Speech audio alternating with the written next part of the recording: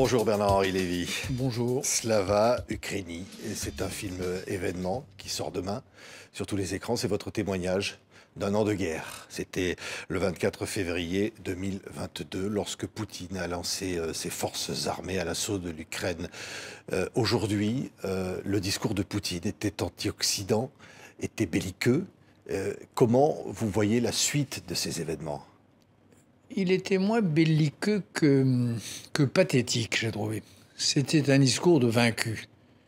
Vaincu par le courage des Ukrainiens, vaincu par la détermination sans faille des alliés de Zelensky, vaincu par ses propres troupes.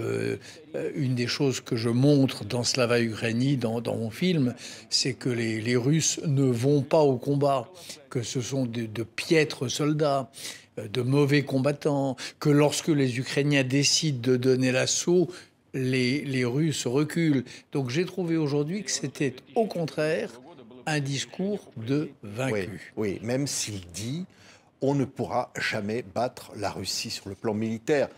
Mais ça s'appelle en bon français une rodomontade. Pour l'instant, moi je sais ce que j'ai vu. J'ai vu la Russie battue sur le plan militaire à Kharkiv, à Izium, à Korovyar, à Kherson, qui était sa principale prise de guerre, la ville de Kherson, qui faisait dans le sud du pays, et où ils se sont repliés sans combattre. Moi, ce que j'ai vu, ce que j'ai filmé, c'est que entre les soudards drogués à la vodka des milices Wagner d'un côté et les soldats citoyens de l'Ukraine de l'autre, il n'y a pas photo. C'est les seconds qui l'emportent chaque fois, depuis septembre.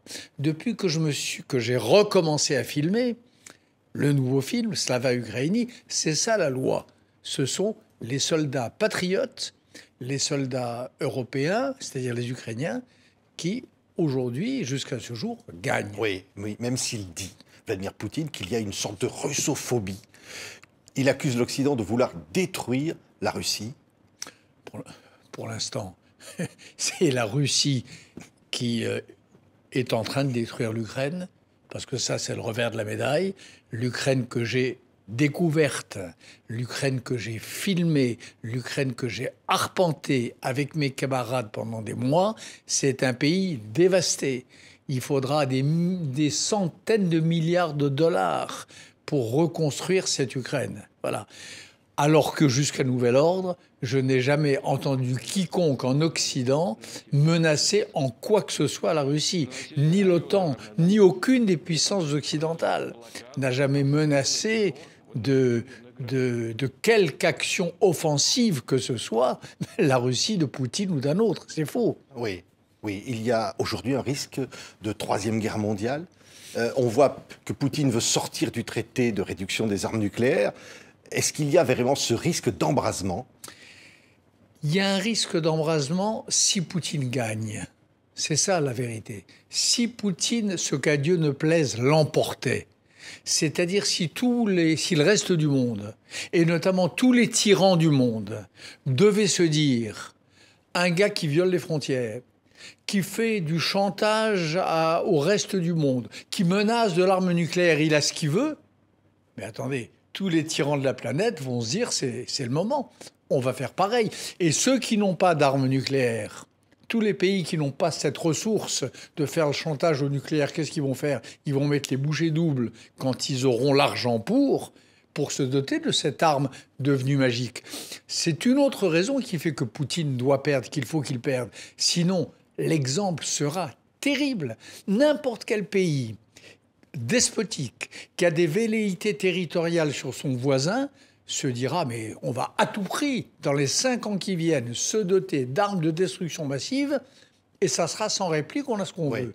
Donc, le risque d'embrasement, le risque déjà de prolifération nucléaire, le risque d'embrasement et le risque de troisième guerre mondiale, il existe si Poutine l'emporte ou si même il sort de sa défaite la tête haute. Il faut qu'il soit battu à plat de couture. Oui, l'image de Biden et Zelensky à Kiev, pour vous, c'est une image vraiment historique ? Bien sûr. Oui.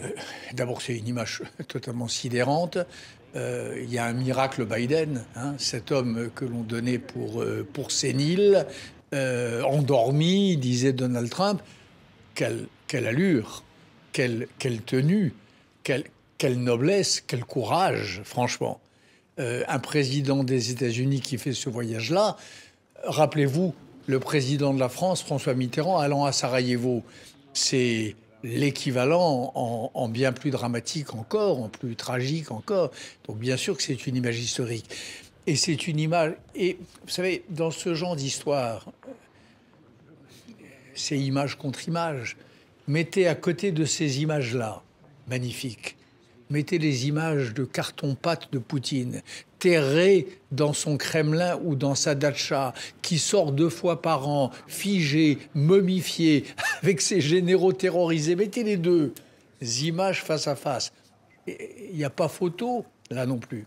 La victoire, la vie, elle est du côté de ce vieil homme et de ce jeune homme.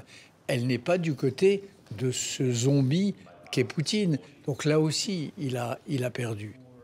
Les images, c'est un film absolument exceptionnel qui s'appelle Slava Ukraini, que vous signez Bernard-Henri Lévy. C'est la suite. Regardez. Slava Ukraini! Нашим солдатам слава, слава, слава!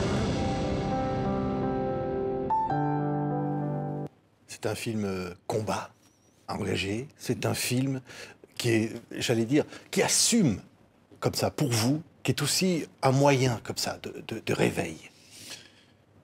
Oui, c'est un film qui est fait parce que je sais que les opinions se fatiguent, se lassent, que l'esprit de résistance s'émousse.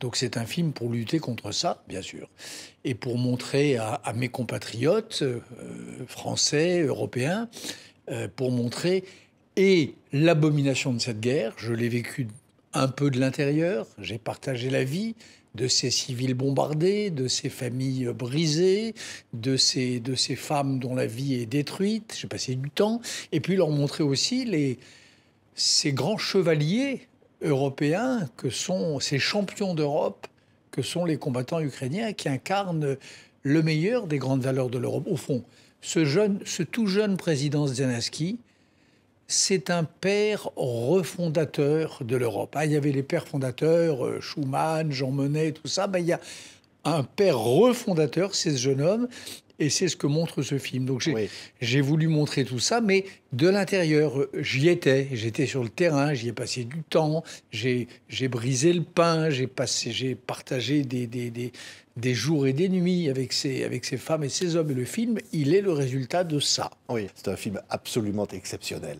Slava Ukraini, Bernard-Henri Lévy était notre invité. Merci. Merci.